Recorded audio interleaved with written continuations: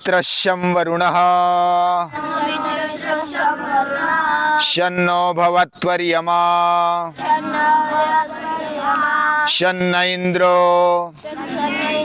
बृहस्पतिः शन्नो विष्णु रुरुक्रमः नमो ब्रह्मणे नमस्ते वायो त्वमेव प्रत्यक्षं ब्रह्मासि त्वामेव प्रत्यक्षं ब्रह्मावादिशं ऋतमवादिशं सत्यमवादिशं तन्मामावीत् तद्वक्तारमावीत् आविन्माम् आविद्वक्तारम्। ओम शांति शांति शांति।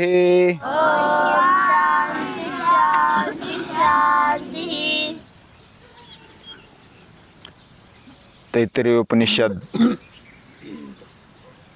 और उसकी शिक्षावल्ली ये चल रही है।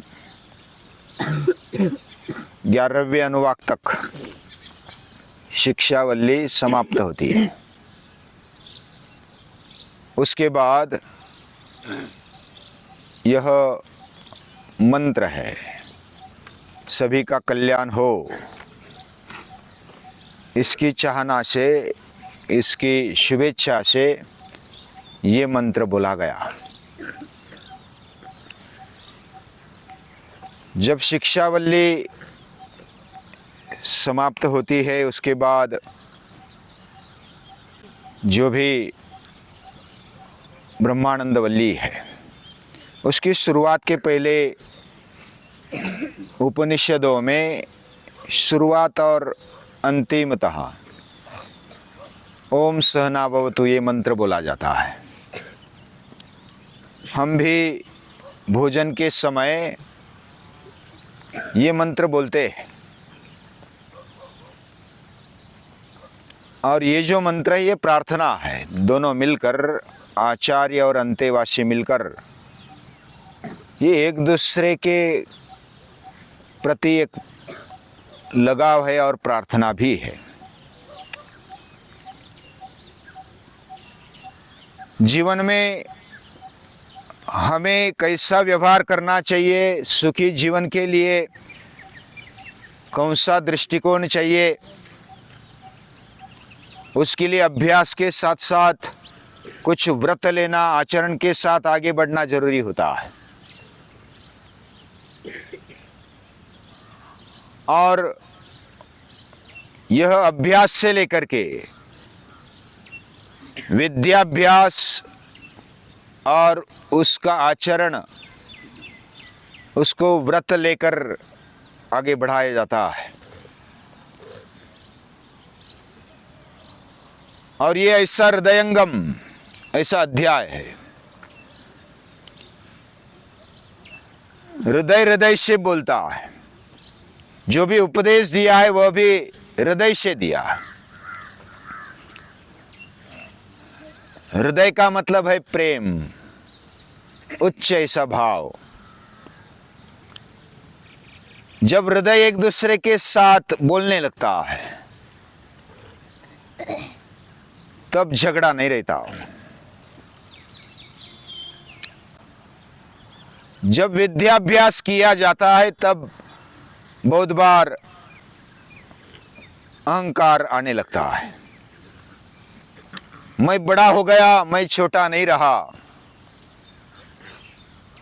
ये जब मन में आने लगता है तो कभी कभी द्वेष होने लगता है।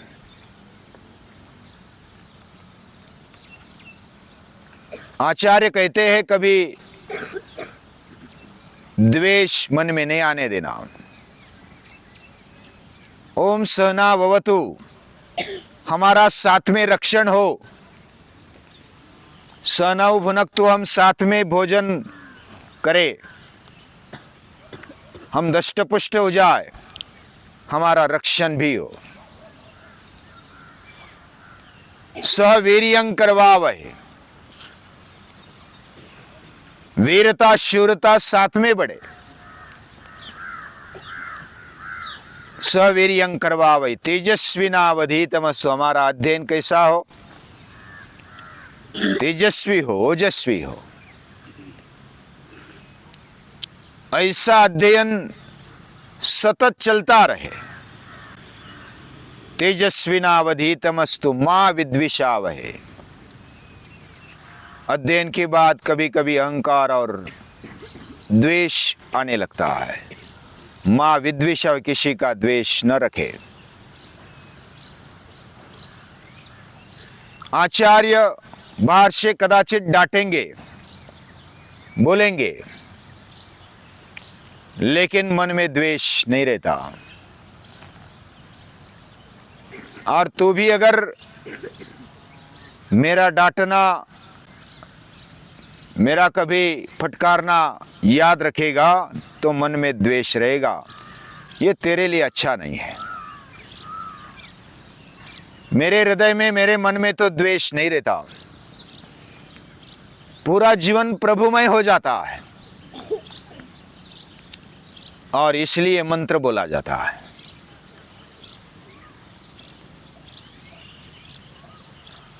अगर तू मन में द्वेष रखेगा या तो अलग भाव रखेगा तो तेरा ही विनाश है। श्रीमद् भगवद गीता में भी भगवान अर्जुन को कहते हैं, न श्रोष्यसि विनङ्क्ष्यसि। अगर तू नहीं सुनेगा तो विनाश निश्चित है। ये बात हमारे दिल में होनी चाहिए। हमारा जीवन, खुद का जीवन और सभी मनुष्य मात्र का जीवन, सृष्टि का जीवन, उसका कल्याण हो। भारतीय संस्कृति की प्रार्थना है, सर्वेत्र सुखिनः सन्तु, सर्वे सन्तु निरामयाः, सर्वे भद्राणि पश्यन्तु मा कश्चित् दुःखमाप्नुयात्। यानी सभी सुखी रहे, सभी निरोगी जीवन जिए, सभी की दृष्टि भद्र हो, कल्याणकारी हो और किसी के जीवन में दुख न रहे। ये प्रार्थना करते हैं, ऋषि मुनि करते हैं, हम भी करते हैं। लेकिन केवल प्रार्थना बोलने से काम नहीं चलता। प्रार्थना के साथ जब हमारी दृष्टि भद्र हो जाए तो हम सभी के कल्याण के लिए सोच सकते हैं या तो कुछ कार्य कर सकते हैं। हमारा ही जीवन अगर अभद्र है तो हम किसी का भद्र या तो कल्याण कैसे कर सकते हैं? इसलिए शिक्षावल्ली के अंत में एक शांति पाठ और कल्याणकारी ऐसा मंत्र है, शन्नो मित्र शम वरुणः। शम यानी कल्याण, जैसे शंभु ऐसा बोलते हैं ना। शम यानी कल्याण, भू यानी होना। और जो शिव शंकर है वो हमारे कल्याण करने वाले हैं। शन्नो मित्र, मित्र यानी ओम मित्राय नमः हम हर रोज बोलते हैं ना।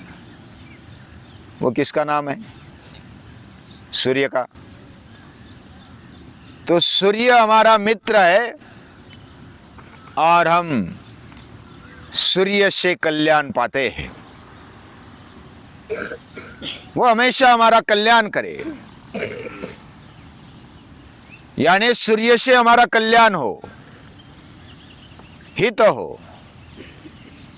सूर्य कभी अकल्याण नहीं करता। फिर भी जब धूप ज्यादा होती है तो हमें ऐसा लगता है कि अरे ये तो अकल्याण हो रहा है। लेकिन सूर्य जब धूप भी देता है तो पानी का बाष्प होकर के बारिश गिराता है वो भी कल्याण ही है। सूर्य जैसी तेजस्विता हमारे जीवन में आ जाए, सूर्य जैसी शूरता, वीरता, सातत्य हमारे जीवन में आ जाए, और तभी हम कल्याणकारी बातों को सोच सकते हैं। हमारे जीवन में सूर्य के गुण आने लगते तो हमारा जीवन कल्याणकारी होता है। शम वरुणः, वरुण भी हमारा कल्याण करे। शन्नो भवत्वर्यमा, वरुण ये जल की मुख्य देवता मानी जाती है, और अर्यमा चक्षु की देवता मानी जाती है। चक्षु यानी आंख, आंखों में तेज होता है। आंखें देखकर हमें पता चलता है कि आदमी कैसा है। प्रामाणिकता की आंखें अलग होती है, जो क्रूर होता है उसकी आंखें अलग होती है, जो कपट करता है या तो मन में कुछ रखता है बाहर कुछ रखता है, उसकी आंखें अलग होती है, वो शैर भैर होती है। आंखों से हमें पता चलता है उसका जीवन, उसका चरित्र, उसका आचरण, चेहरे से पता चलता है। आंखें ये दर्पण है, आंखें ये सुंदरता का भी प्रतीक है। आंखों से तेज छलकता है। सूर्य हमें आंखें देता है, सूर्य तेज देता है, तेज भरी आंखें देता है। और जीवन में सही आंख होनी चाहिए, इसका मतलब सही दृष्टिकोण होना चाहिए। महापुरुषों में, ऋषियों में, मुनियों में और हमारे में क्या अंतर है? वैसा तो शरीर भौतिकता से देखा जाए तो एक जैसा ही है, यानी उनको जो अवयव है हमें वही अवयव है, वही शरीर हमारा है। वो खाते पीते, हम भी खाते पीते, हम सोते वो भी सोते, सभी दिनक्रम, सभी शरीर और बाह्य दृष्टि से हम देखेंगे तो जीवन एक जैसा है। तो जो महान बनते उनमें और हम में क्या बदलाव है? दृष्टिकोण मात्र अलग है, वो विशेष है। और ये दृष्टिकोण मतलब हमारे जीवन की आंख। पूरी दुनिया में जीवन की तरफ देखने की दृष्टि कैसी है? ज्यादातर भोगवादी है। भोगवादी दृष्टि भौतिकता से आती है, केवल उपयोगिता से आती है। हमारे जीवन में जो उपयोगी होता है वही मुझे चाहिए, जो भोग देता है वही चाहिए, बाकी मेरे लिए कुछ काम का नहीं। ऐसी सोच ये दुनिया में बढ़ रही है। भोगवादी दृष्टि होना यह ऊंचा दृष्टिकोण नहीं है जीवन का। आज 21वीं सदी में साधन सुविधाएं बहुत ही चरम पर है। यानी हम भी देखते कि पूरी दुनिया में जो भी आज सुविधा मिलती है, अभी तक अब पूरी दुनिया के इतिहास में ऐसी सुविधाएं नहीं मिली। यानी जगह पर सब कुछ मिल जाता है, सिर्फ ऑर्डर कर दो तो मिल जाता है। हम संपर्क कर सकते पूरी दुनिया में। हमारा जीवन बहुत ही साधन सुविधा से संपन्न हो गया है। अमेरिका और यूरोप इसमें एक नंबर है। आज भी बहुत सारे देश उस ओर में लगे हैं। साधन सुविधा नहीं चाहिए ऐसा नहीं है, लेकिन क्या साधन सुविधा और केवल भौतिकता, केवल भोगवाद हमारे जीवन में अंतिम सुख दे सकता है, शाश्वत सुख दे सकता है? क्या जिसके पास पैसा आ गया, साधन सुविधा आ गई, वो पूरा सुखी हो गया? यानी हमारे भारत का जो जीडीपी है उतने तो व्यसन में गवा देते जो श्रीमंत देश है। व्यसन यानी जो दारू पीने में, सिगारेट पीने में, उतना खर्चा तो हमारा जीडीपी है। यानी साधन सुविधा भरपूर है, सुबह उठने से लेकर के शाम तक सोने में भी वे पूरे साधन सुविधा में रहते हैं। इतना सारा धन, इतनी सारी साधन होने के बावजूद भी क्या वो सुखी है? ज्यादा श्रीमंत देशों में या तो धनवान देशों में ज्यादा मानसिक बीमारियां दिखाई देती है। पागल हो गए लोग, यानी उनका दिमाग ठिकाने पर नहीं रहता। दिमाग ठिकाने पर रहने के लिए वो व्यसन करते और व्यसन में फिर दिमाग बिगड़ जाता है। थोड़ी देर शांत होते हैं, मस्ती में नाते गाजते, बाद में फिर अस्वस्थ हो जाते हैं। क्या करे नहीं करे उनकी समझ में नहीं आता। साधन सुविधा में जो चाहिए वो मिलता है और इतना सब होने पर भी अस्वस्थता है, स्थिरता नहीं है। मूल कारण क्या है? विपुल संपत्ति होने के बावजूद भी उनके पास दृष्टिकोण नहीं है। जीवन की तरफ देखने का दृष्टिकोण उनको मिला नहीं। उनके जीवन में अर्थ पावित्र कैसे रखना चाहिए और चरित्र कैसा रखना चाहिए, यह दृष्टिकोण उनके पास नहीं है। यानी अर्थ पावित्र्य और काम पावित्र्य, इसका होना, ऐसी दृष्टि होना ये जरूरी है।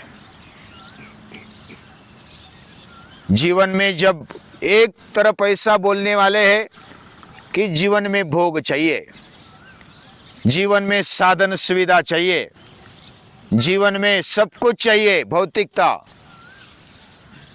और दूसरी तरफ ऐसी विचारधारा है कि जीवन में दुख ही दुख है, जीवन में कोई सार नहीं है, जीवन में सब शून्य है, कुछ अर्थ नहीं है, उसको नकारते हैं। एक तरफ अतिरिक्त स्वीकार है और दूसरी तरफ अतिरिक्त नकार है। ये दोनों दृष्टिकोण है। एक भौतिकवादी दृष्टिकोण है, भोगवादी दृष्टिकोण है, दूसरा निराशावादी दृष्टिकोण है। जीवन को दुख समझते हैं। ये दोनों दृष्टिकोण बदलने की आवश्यकता है। और ये बदल कैसे हो? जीवन में दीनता, हीनता, लाचारी का दृष्टिकोण न हो, दुखमय दृष्टिकोण न हो, जीवन में प्रेम भरा दृष्टिकोण हो, शुद्धता से, पवित्रता से भरा हुआ दृष्टिकोण हो, भोगवादी दृष्टिकोण न हो, कामुक दृष्टिकोण न हो। सिगमंड फ्राइड नाम का एक विचारवंत हुआ मानसशास्त्रज्ञ, उसने ये कहा कि पूरी दुनिया में जो भी स्त्री पुरुष रहते हैं उनका जीवन केवल एक दूसरे के आकर्षण से, शारीरिक आकर्षण से ही चलता है, दूसरा दृष्टिकोण रखते ही नहीं है। और उनके आसपास वैसे होंगे तो वैसा ही दिखाई दिया। लेकिन ये भोगवादी दृष्टि है। ऐसी दृष्टि से क्या स्थिरता आएगी? हमारी माँ बहन बेटियां क्या निर्भयता से घूम पाएगी? रात दिन निडरता से वो रह पाएगी? ऐसा बारीकी से विचार करेंगे तो पता चलेगा कि समाज में स्थिरता लानी है तो दृष्टिकोण बदलने की आवश्यकता है, और ये दृष्टिकोण तू लेकर जा। आचार्य अंतेवासी से कहते हैं ये दृष्टिकोण बदलने की आवश्यकता है। कैसा दृष्टिकोण चाहिए? प्रेम से भरा हुआ दृष्टिकोण चाहिए, शुद्ध प्रेम, पवित्र ऐसा प्रेम चाहिए। कोई प्रेम यानी सिर्फ तू मेरे काम नहीं आ जाता, मेरा फायदा नहीं होता तेरे से, बस तेरा प्रेम नहीं है। फायदा हो गया तो प्रेम है, और नुकसान हो गया, नाश हो गया, कुछ नफा नहीं हुआ तो तू और मैं कौन? तेरा कुछ फायदा नहीं मुझे। फायदावादी दृष्टिकोण ये भोगवादी दृष्टिकोण है। और प्रेम क्या होता है? हम वासना को या तो बाह्य इच्छा को प्रेम समझते हैं, लेकिन प्रेम क्या होता है? प्रेम सर्वस्व अर्पण करने का नाम है। मुझे कुछ नहीं चाहिए, तू आनंदी रहे, सुखी रहे, तेरा जीवन ऊंचा हो जाए, भव्य और दिव्य हो जाए। यह निर्मल ऐसी कामना प्रेम में होती है। वही निर्मल प्रेम है, वही शुद्ध प्रेम है, वह पवित्र है। ऐसी दृष्टि रखने वाले वह शन्नो भवत् त्वर्यमा, हे अर्यमा तू हमारा कल्याण कर दे। अर्यमा के पास मांगना, इसका मतलब अर्यमा हमें देता है, लेकिन क्या हमारी दृष्टि वैसी है? क्या हम लेने के लिए तैयार है? हमारे हाथों में उतना अगर बल नहीं है, हमारी बुद्धि में, हमारे हृदय में उतनी जगह नहीं है उनका प्रेम, उनका दृष्टिकोण लेने की, तो उसका देना हमारे लिए व्यर्थ है। सूर्य हमें देता है, सूर्य प्रकाश हमारे तक आता है। हम अगर दरवाजा बंद करके रखेंगे, खिड़की बंद करके रखेंगे, तो क्या सूर्य प्रकाश आ जाएगा? फिर भी वो झरोके से ही आने का प्रयास करता है। देव देवता हमें देते हैं, लेकिन क्या हम लेने के लिए तैयार है? क्या हमारी पात्रता है? तो इस प्रकार सोचना चाहिए। हमारी अभी ये टर्म खत्म होने वाली है। जीवन में एक एक दिन आगे चला जाता है, सप्ताह चला जाता है, महीने चले जाते हैं, साल चला जाता है, और जीवन वैसे ही चलता है, आगे आगे बढ़ता है। हर दिन, हर महीने, हर वर्ष हमारे जीवन में क्या दृष्टि आ गई? मैं घर पे जाकर के मेरी दृष्टि तो बरकरार रखूंगा ही, मेरे कुटुंब में मैं स्वाध्याय करूंगा, अभ्यास करूंगा। जो भी मुझे बताया गया, जो भी मुझे अच्छी अच्छी बातें, कल्याणकारी बातें मेरे कान पर आ गई, वो मैं बताऊंगा। जो भी मित्र है, कुटुंबीय है, जो मेरा सुनते हैं, उनको तो कम से कम बताता हूँ। और मेरे आचरण में जो भी मुझे लगता है कि ये योग्य है, अच्छा है, सुबह उठना अच्छा है, तो मैं उठूंगा। कोई उठे ना उठे, मैं आदर्श रखूंगा। मैं सूर्य नमस्कार में, योग में सातत्य रखूंगा। मैं अभ्यास में सातत्य रखूंगा। मैं अपने दिनचर्या में भी जितना हो सके उतना सातत्य रखूंगा। ये मेरे जीवन में दृष्टिकोण बदलने के लिए, दृष्टिकोण ऊंचा रखने के लिए हमारे आचरण के साथ जीवन की आवश्यकता है। आचरण से भरा हुआ जीवन यह दृष्टि बदलने के लिए कंक्रीट निर्माण करता है, एक पाया निर्माण करता है, फाउंडेशन निर्माण करता है। और ऋषियों का जीवन ऐसा है, उनके जीवन के आदर्श हम क्यों लेते हैं? क्योंकि उनका आचरण उस प्रकार है। घर में भी हमारा आचरण ऊंचा हो। कितना ऊंचा हो? हम जितना रख सके उतना। हमारी दृष्टि ऊंची हो, भद्र हो, कल्याणकारी हो, प्रेमळ हो, तेजस्वी हो, निर्मल हो, पवित्र हो, और दृष्टि हमारी सतत भव्य और दिव्य रहे। इसके लिए हम प्रयास करेंगे। हमारा वैयक्तिक जीवन भी आगे बढ़ाएंगे और सभी को हम मार्गदर्शन कर सके अपने आचरण से। ऐसा जीवन हम बनाएंगे, ऐसी प्रार्थना करते हुए ऋषियों को, मुनियों को, महापुरुषों को नमस्कार है, प्रणाम।